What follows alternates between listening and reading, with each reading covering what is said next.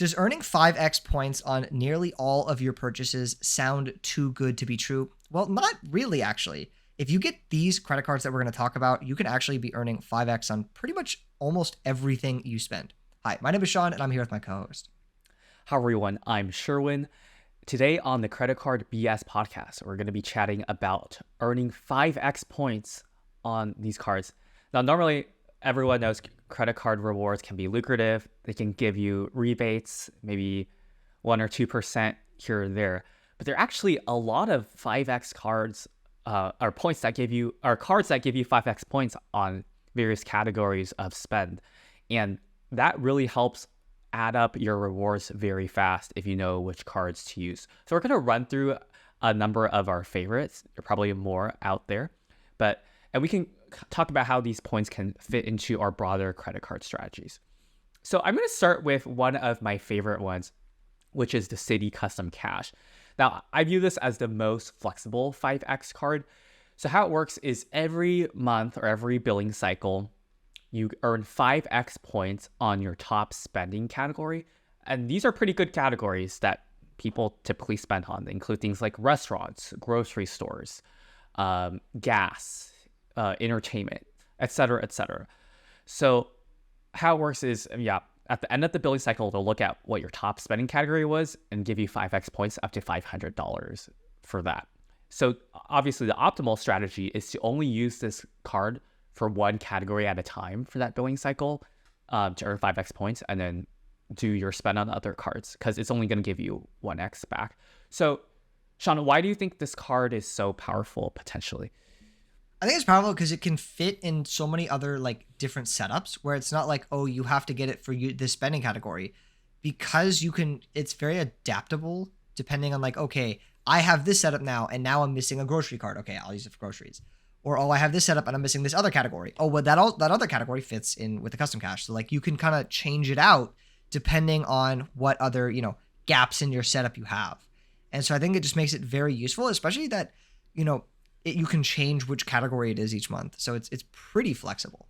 Yes. Now, do note the $500 cap. So it's not going to be great for someone who has a ton of spend in one particular category. But for most people in their everyday spend, I would say this is very solid. It also does come with a standard sign-up bonus. It's also no annual fee.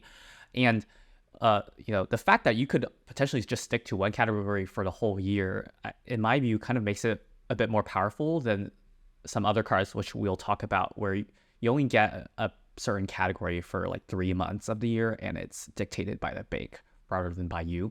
I think it's also worth mentioning that, you earn these 5x points, which can be cashed out for 1 cent per point for cash back. So it's essentially 5% cash back. But if that weren't good enough, you're actually earning thank you points, which you could combine with the Citi Premier card to potentially transfer out these points for even more value. So, if you value Citi thank you points at 2 cents per point, for example, because you can transfer to airlines and get more value, potentially earning, 10% back on some of these categories, which is really, really impressive in my view. Sean, do you have anything else to add about this? No, I think that's a very good take on it. So the next card on this list is the Chase Freedom Flex. So this is a rotating card. So the categories in which you earn 5x back rotate every quarter, and you actually have to manually activate it to be able to earn the 5x. And the spending cap is $1,500 per quarter. So per those, categories. So you can earn up to 7,500 points at that 5x rate. And so these categories, though, can usually be like pretty popular spending categories. So sometimes it might be groceries, it could be Amazon, it could be PayPal. People really like that one because it's easy to reach. It could be like gym memberships, entertainment. It really just depends. And so this is also nice because, okay, since these categories are so useful, you can just kind of, change up what you're going to be using that card for. And so sometimes it will fit into like, oh, I didn't have a card for that category, and great, I can earn an easy, 5x up to this spending amount. Yeah, I think people really like when they have like 5x at grocery stores, for example, that quarter, because then you can actually go to grocery stores and buy gift cards for other spend, like whether it's Amazon gift cards or gift cards for other stores, and then you're essentially getting 5% back. Now, again, don't go overboard with gift card buying. If you do too much, sometimes banks can consider it as abuse. But assuming you're reasonable about it, it could be a very useful way for you to earn 5x points on other categories of spend beyond just grocery or whatever happens to be that month. Do also note that this card also earns 3x on restaurants and drugstores all year long, which I think is a pretty big plus. Most of these 5x cards don't give you those other static 3x categories. So that I really like that. I use this for a lot of my dining spend. Also worthy of note is, much like the Citi Custom Cash, the Chase Freedom Flex also earns points. Now, those points, again, can be cashed out 1 cent per point. So you could be earning up to $75 of cash back per quarter from the 5x categories. But you can also transfer these points out if you have a Sapphire card or Ink Preferred, which get even more value at like some of their hotel partners like Hyatt or some of their airline partners. Sean, anything else to add about Freedom Flex before we move on to the next one? No, I think that covered it.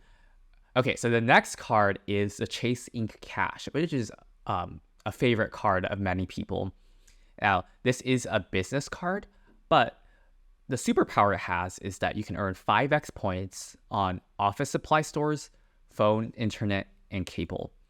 And it's the office supply stores here that we're actually really excited about. And you're like, Sherwood, why would I want to buy, a bunch of staples and paper at office supply stores? This 5x isn't going to do much for me. But this is actually the trick for many people to earn a ton of Chase points. Sean, why don't you elaborate?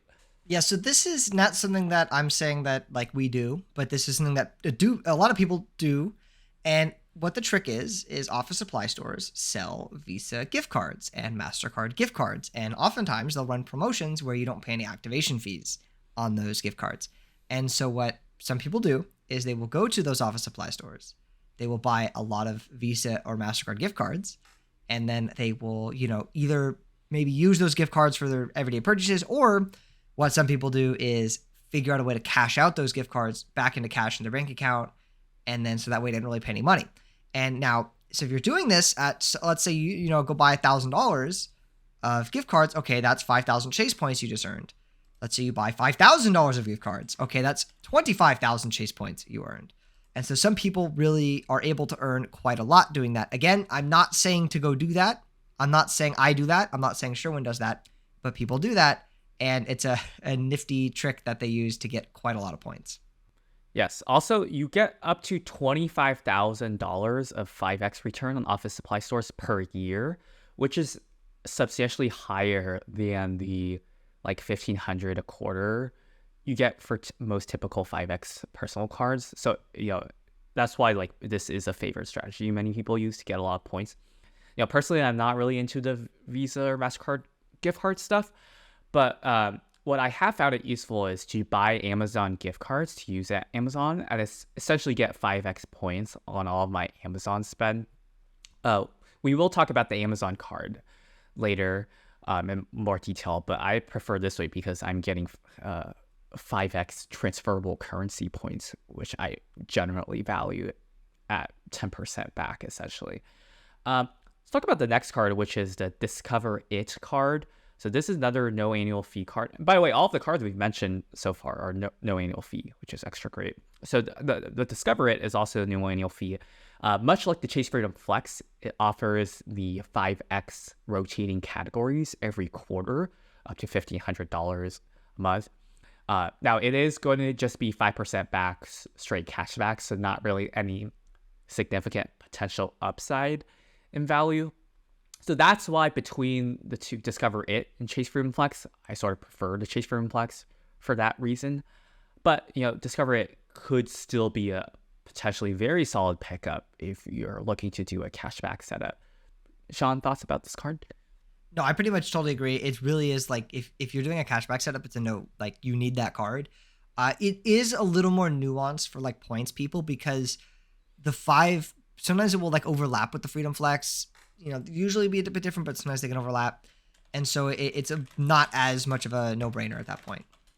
Yeah, and I do have to say, though, it's still a very solid pickup for people who are new into the game because Discover is pretty friendly in their approval, especially toward students as well as people newer to credit.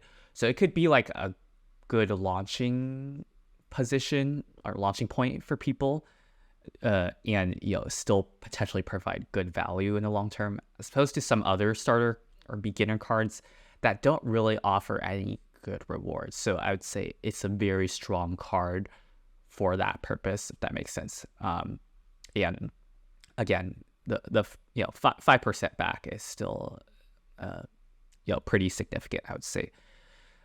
Now we're going to talk about we're going to kind of switch gears a bit and talk about a very different type of card, which is the American Express Platinum. Now this one, everyone knows has a $6.95 annual fee, so it's a very different tier from the no annual fee cards we've talked about. But it does actually have a potentially very powerful 5x category. Sean, you want to talk about it? Yeah, so you earn 5x on any airfare that you buy either via Amex Travel or via directly through the airline. You also earn 5x on hotels booked through Amex Travel. And this is very interesting because this is like a best-in-class multiplier, and especially for something like airfare. And I really like how you don't have to book through Amex Travel. You can book directly with the airline. And that's really great because airfare is something that it's one of those things where it's like the opposite of like ride sharing services. And what do I mean by that? Where people would get like excited. Let's say you offered them like 10x on rideshare. They're like, oh my God, 10x, that's so much. But like, how much do you really spend on like rideshare? Like what, like $50 a month or something? Whereas airfare is like, you don't buy it often, but when you buy it, boy, do you buy it. You spend quite a lot of money on it, right? There's usually you're spending like big ticket items, big ticket purchases. So when you're earning 5x on that, that could actually be a pretty significant multiplier. And because of the fact that like you don't, it's not like it's linked to your airline account. So let's say you have like a friend buying some airfare and they're not like a big points person or credit card person. You could just say, hey, can you pay me back? I'll put it on my card. And you could earn some nice points that way. And so it's a really interesting way to earn a lot of Amex points because it's a very competitive multiplier. Yes, I definitely agree. Now, there is the argument, and then we're getting into a bit more nuance, so this may not matter for most people, but there is the argument that the Visa Infinite travel protections are better. So you should put your airfare on like Chase Sapphire Reserve or US Bank Altitude Reserve, even though those only earn 3x back on that travel spend. They have better travel insurance than the American Express Platinum. And to be clear, the American Express Platinum does have travel benefits, but I think there's not as strong as the Visa Infinite was. So what do you make of that argument, and what's your preference for putting flight spend on cards? I mean, I still lean to do the Amex Platinum just because I know I'm still getting, decent perks. And like, the thing is, I don't have like a great Visa Infinite alternative card. Like, I mean, I guess like if I was booking like Venture X flights on the portal or something, with the Venture X, but like I don't have a Sapphire Reserve. So I don't really have like a great alternative. So I've just been using the Amex Plat. Especially because, if I am getting better multipliers as well, like you have to keep in mind, if you're earning like a lower multiplier, you're paying for that travel insurance. So you have to, for example, if I'm buying $1,000 ticket and if it's a 2x multiplier difference, okay, I'm paying 2,000 points for that insurance. Now that absolutely could be worth it to you, but to some people it might not be worth it. So you have to like, remember, like you have to decide, like, is that worth paying the points difference for?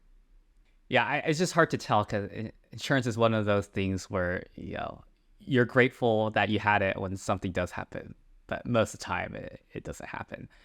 The other card I think worth talking about, it's actually not on the market as time of recordings, so you can't go out and apply for it, but if you already had it, you kind of are grandfathered in, and that's the Citi Prestige.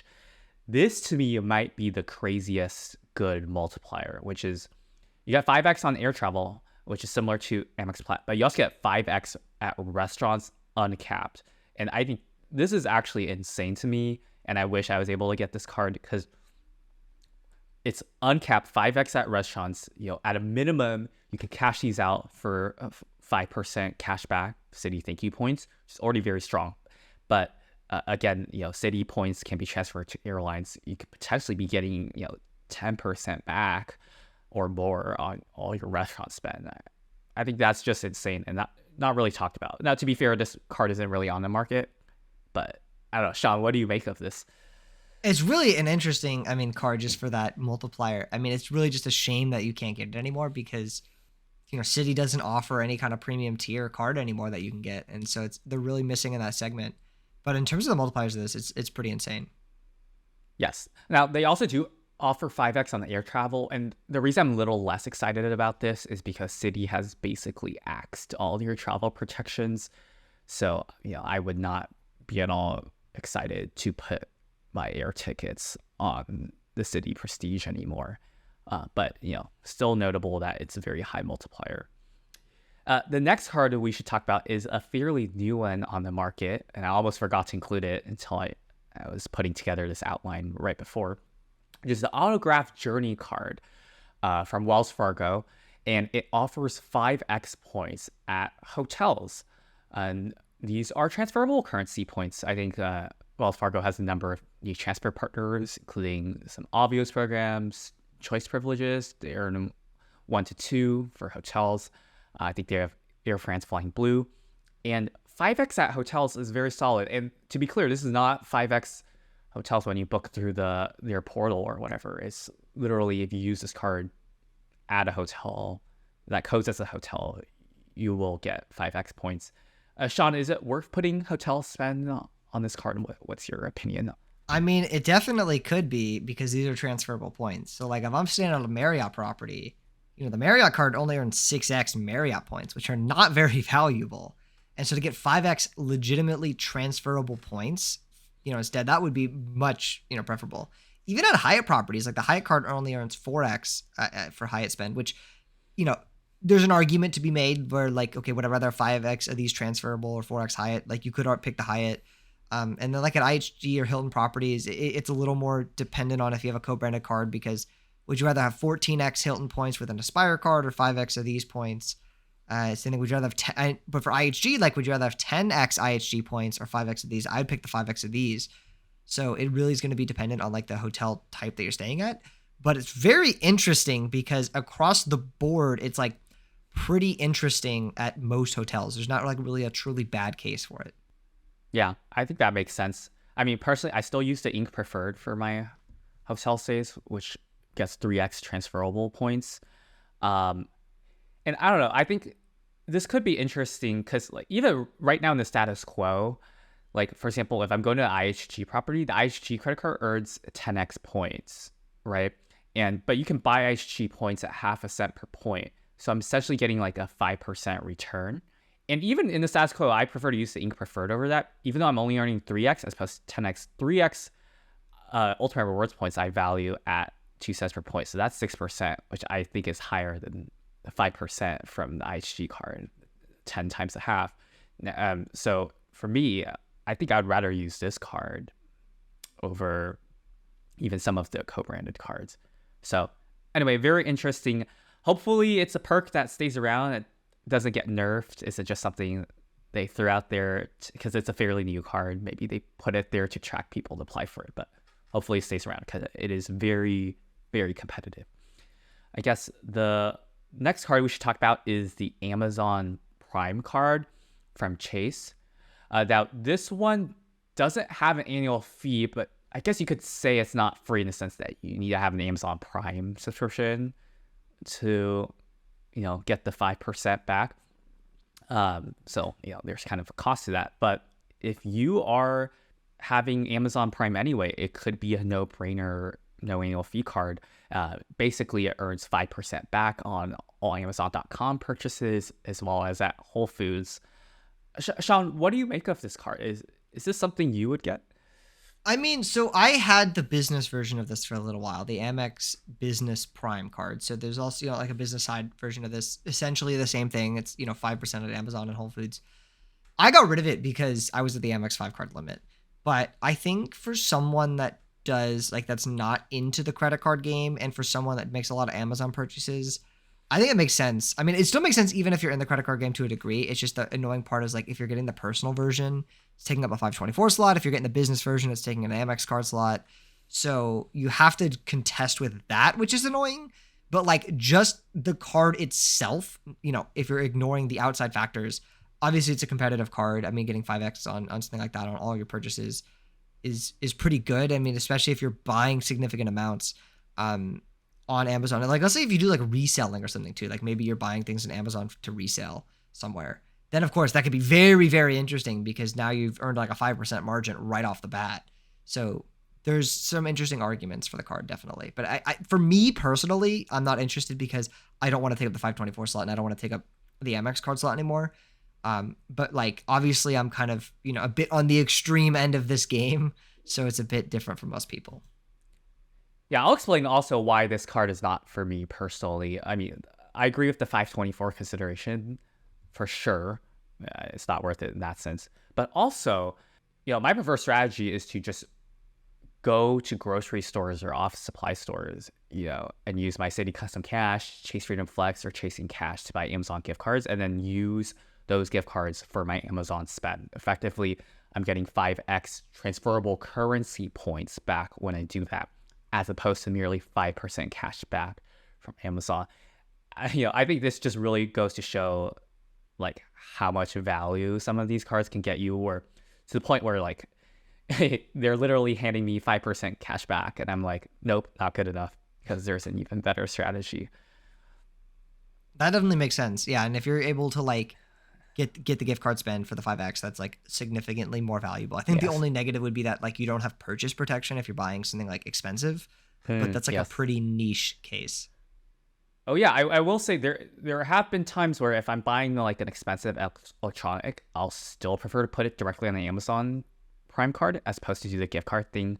And the Chase purchase protection is legit. I have gotten a value from that when something legitimately broke and malfunction, and the extended warranty from the Amazon Prime card really saved me a couple $100. So that is no joke, and something you should consider if you're doing like a big electronic or purchase or stuff. Now, next card I kind of want to mention, it's not really a 5x card, but it's kind of close to that, and it's just such good value. So hear me out. So this is the US Bank Altitude Reserve, and its main superpower is earning 3x points on mobile wallet spend. Now, yes, it's not 5x, it is 3x, but their points are worth 1.5 cent each when redeemed for travel using real-time rewards. So effectively, you're earning 4.5% back on all mobile wallet spend, which, not quite 5%, but pretty close. But considering how ubiquitous mobile wallet spend is now, I think I just have to mention it because it's such a good deal. It does have a $400 annual fee, but you get refunded $325 of that $400 every year for any dining or travel spend. Doesn't have to be through any portal at all. So pretty much effectively $75 annual fee for me. And pretty much I just use this card everywhere. That's not a particular category that takes mobile wallet, and I'm getting 4.5% back. Again, not exactly 5x, which is the title of this video, but close enough and such good value that I feel like I have to mention it. Sean, is this a card you're interested in? Honestly, I am interested in this. I think because, getting 4.5x on like a base spending across like most of your spending category, and it's something very interesting, especially with how like flexible the points are to use, where you just like, you can buy the flight or whatever. I think the problem for me is like with US banks approval rules of like, oh, they're, you have to have like no more than like one inquiry or something in the last like 12 months, or like one account in the last 12 months. And that's like very frustrating for me to, try to get the card, but it is something that's been on my list because that is legitimately valuable. Yes, absolutely. Especially, I should mention that multiplier for a mobile wallet is literally uncapped, unlike some of the other 5x stuff we've talked about today. So literally, you could just be getting so much return on spend, since it's essentially unlimited mobile wallet, 4.5% return. Now, to get the 1.5 cents per point redemption, you do need to, I prefer using what they call real-time rewards. Anytime you make a qualifying travel purchase, they will send you a text, hey, do you want to redeem this number of points at 1.5 cents per point to get a statement credit against that charge? You reply redeem, and that statement credit appears immediately. So, essentially 3x with 1.5 cents per point redemption, so 4.5% return. So I think that we've covered a lot of really good cards today that could earn a lot of points. But that begs the question, does any of this even matter given some of the things Sean and I talked about? Like, for example, sign up bonuses, right? If instead of focusing energy on picking up all these 5x cards and worrying about categories, we just focused on sign up bonuses, getting 60,000 to 80,000 points for opening a new card and putting that initial spend is actually likely higher return on spend than 5%. And, it would take actually quite a bit of spend, even at the 5x level, to get to the number of points equivalent to one of these sign-up bonuses. So, Sean, thoughts? So yeah, I honestly am in the camp that it's like sign up bonuses, sign up bonuses, sign up bonuses all day.